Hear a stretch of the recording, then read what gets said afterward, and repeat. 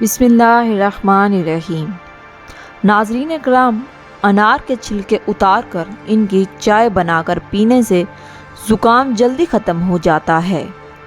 بھنے ہوئے چنوں پر سورۃ فلق اور سورۃ ناس 3 مرتبہ پڑھ کر دم کر لیں۔ یہ یرقان کے لیے شافی علاج ہے۔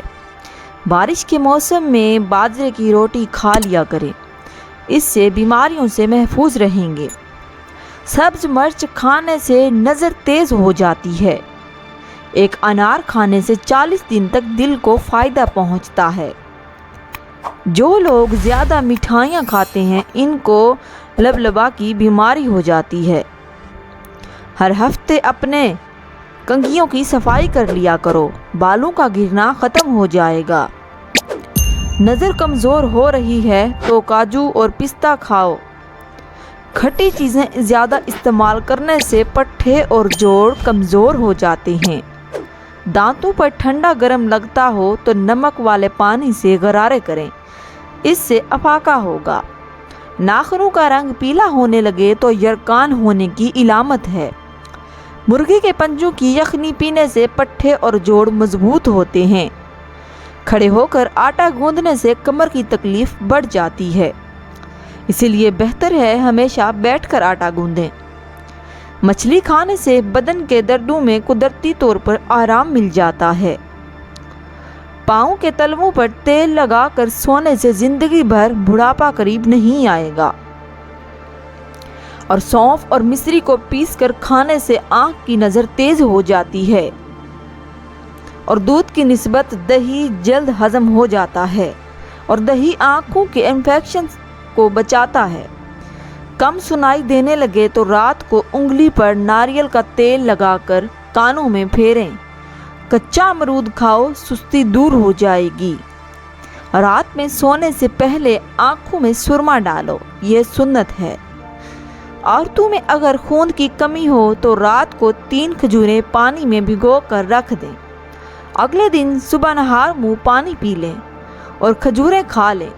نہار منہ خوشبو والی چیزیں سونگھنے سے انسان جوان رہتا ہے۔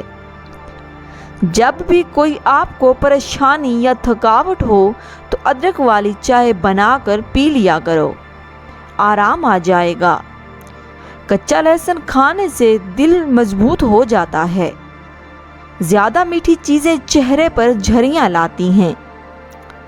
رات کو دودھ پی کر سویا کرو، ہڈیاں مضبوط ہو جاتی ہیں۔ ٹھنڈا پانی دانتوں کو جلدی خراب کرتا ہے۔